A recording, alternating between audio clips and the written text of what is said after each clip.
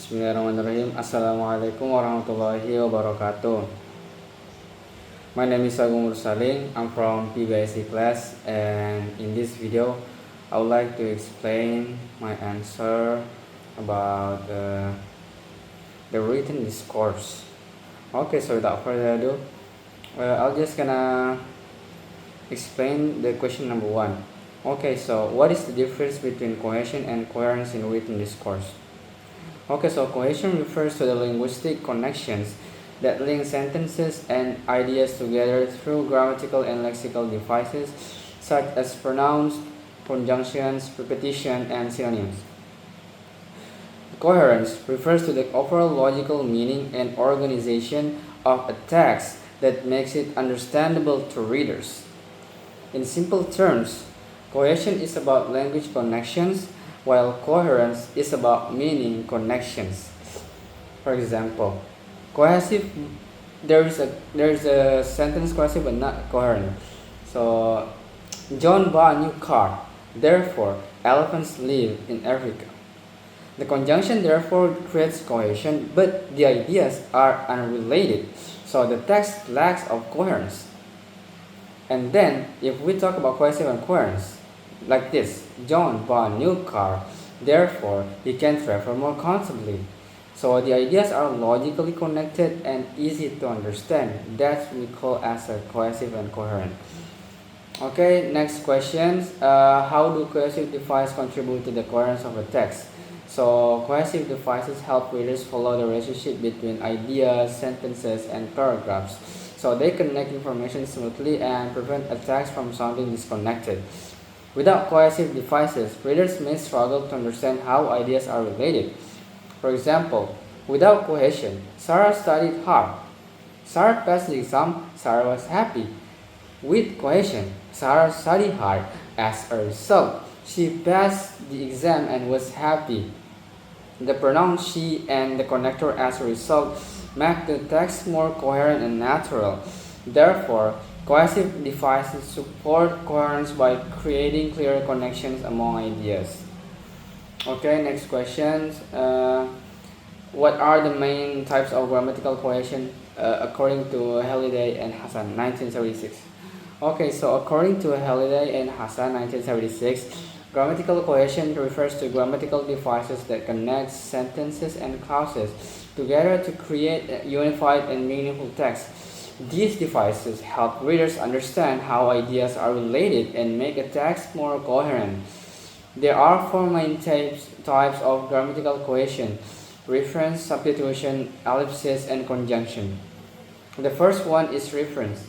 Reference occurs when a writer uses a word to refer to another person or object or idea. It helps avoid unnecessary repetition and creates connections between sentences. For example, Maria bought a new smartphone. She used it every day. The pronoun she refers to Maria, while it refers to the smartphone. These references connect the two sentences and make the text cohesive without making it repeating. The second is substitution. Substitution is the replacement of a word, phrase, or clause with another item. It is used to avoid repeating the same expression.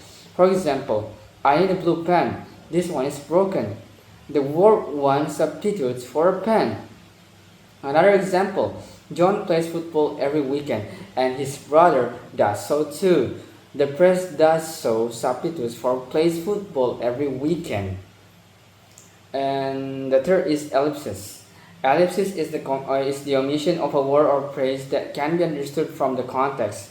Instead of repeating information, the writer leaves a clue because the meaning is already clear. For example, have you finished your assignment? And then the other one said, yes, I have. The phrase finish my assignment is omitted because it is understood from the question. Okay, next is conjunction. Okay, so conjunction are words that show logical relationships between ideas such as addition, contrast, cause, or sequence. They help readers follow the flow of information. For example, the weather was rainy, but the match continued. The conjunction but shows contrast between the two ideas. And another example, she studied hard, therefore she passed the examination. The conjunction adverb therefore indicates a cause and effect relationship. In conclusion, the four types of grammatical cohesion, reference, substitution, ellipsis, and conjunction work together to connect ideas and make a text more coherent and easier to understand. Okay, next question. How does reference function as a cohesive device in a text? Okay, so reference functions by directing readers to another person, thing, or idea either within or outside the text. It helps avoid unnecessary repetition and creates links between sentences. For example, Lisa bought a new laptop. She uses it every day. The pronoun she refers to Lisa, while it refers to the laptop. Because readers can identify the reference, the sentences become connected and cohesive. Okay, next question. What is the difference between anaphoric, cataphoric, and exaphoric reference? Okay, the first one is anaphoric reference.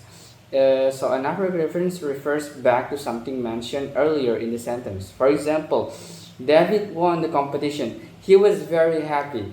He refers back to David. Okay, so it means in forward. It means backward. Cataphoric refers forward to information that will be mentioned later. For example, he was the best player on the team, Michael. So here refers forward to Michael. And then there is exaphoric reference. These refer to something outside the text and relies on shared knowledge. For example, the government should improve education. So the writer assumes reader know which government is being discussed based on the context where the government is talked about. Okay, next question. How does substitution help avoid repetition in written discourse? Okay, so the substitution replaces a word, phrase, or clause with another item, so writers don't need to repeat the same expression. This makes writing more concise and natural. Example, without substitution, for example, I need a red pen. The red pen is expensive, but with substitution, I need a red pen. This one is expensive. And there's another example. John completed the assignment and Mary did so too. So the phrase did so substitutes for completed the assignment. Okay, next question. In what ways does ellipsis contribute to cohesion in sentences and clauses? Okay, so ellipsis contributes to cohesion by omitting words that are already understood from the context. It avoids repetition and makes communication more efficient. For example, do you like coffee? Yes, I do. The phrase like coffee is omitted because it is understood.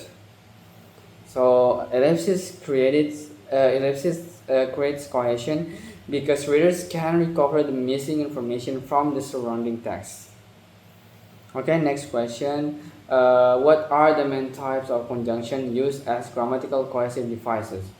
Okay, so the conjunction are grammatical cohesive devices used to connect words, phrases, clauses, sentences, and ideas. They help establish logical relationships between parts of a text and make writing flow smoothly. There are four main types of conjunctions. The first is coordinating conjunctions, and then subordinating conjunction and correlative conjunction. Okay, the first one is coordinating conjunction. So this conjunction connect words, phrases, or clauses that have equal grammatical status. The most common coordinating conjunctions are known as fanboys: for, and, nor, but, or, yet, and so. For example, Sarah likes reading, and she enjoys writing. The test was difficult, but the students completed it successfully. Okay, so these conjunctions help connect ideas of addition, contrast, choice, reason, or result. The next is subordinating conjunctions. Subordinating conjunctions connect dependent clause to an independent clause. They show relationships such as time, reason, condition, comparison, consension, or place. For example, because he studied hard, he passed the exam. or I will call you when I arrive home. Okay, so these conjunctions indicate how one idea depends on another.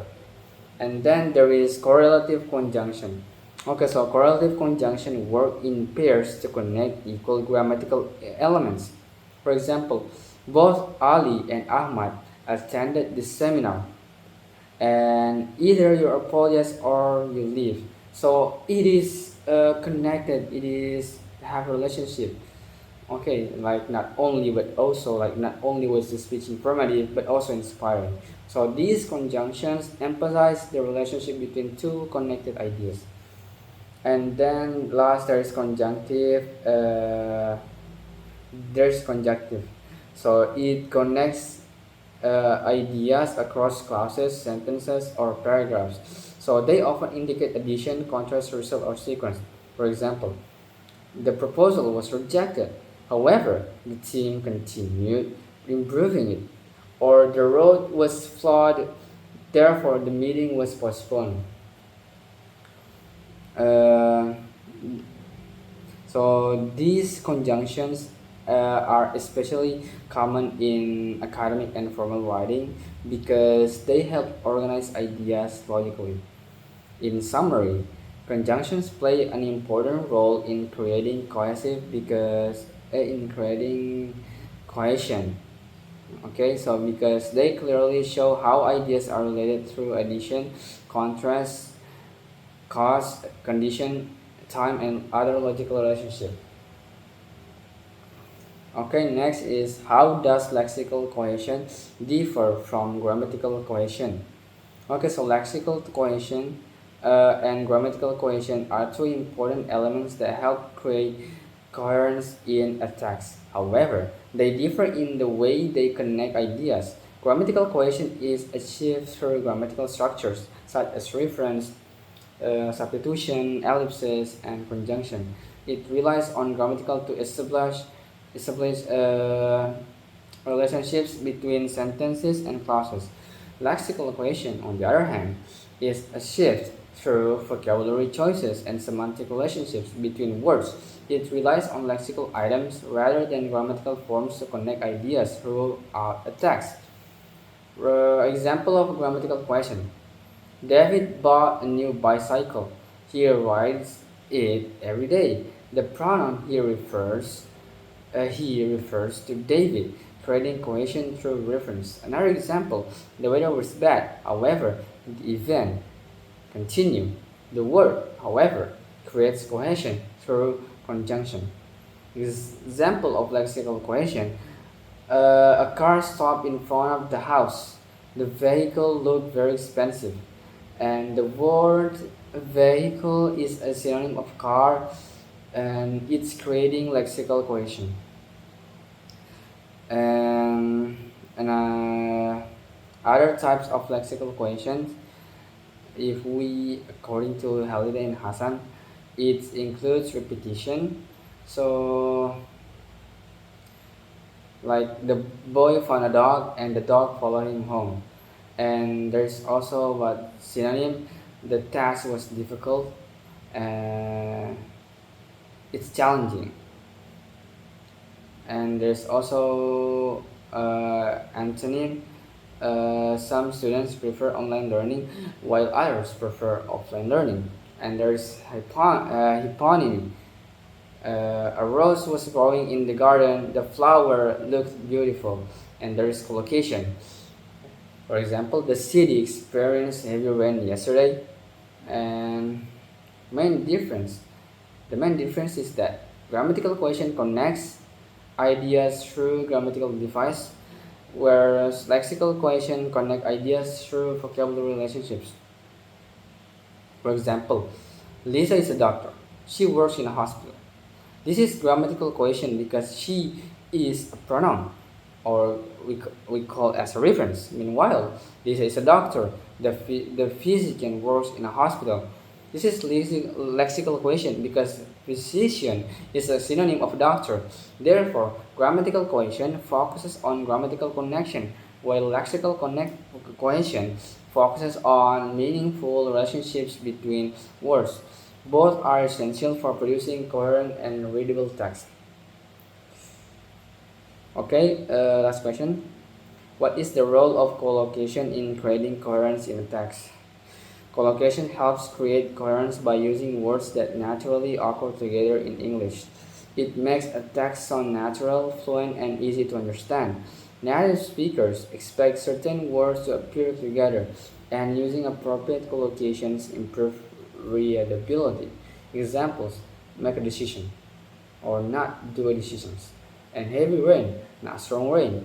Commit suicide, not undertake suicide. Fast train, not quick train. Example in the sentence: the city experienced heavy rain last night, causing several roads to flood. The collocation heavy rain sounds natural and helps readers process the information easily. Therefore, collocation contributes to coherence by creating natural lexical relationships and improving the overall flow of a text. Maybe that's all for my answer. Thank you very much for your attention. Wassalamualaikum warahmatullahi wabarakatuh.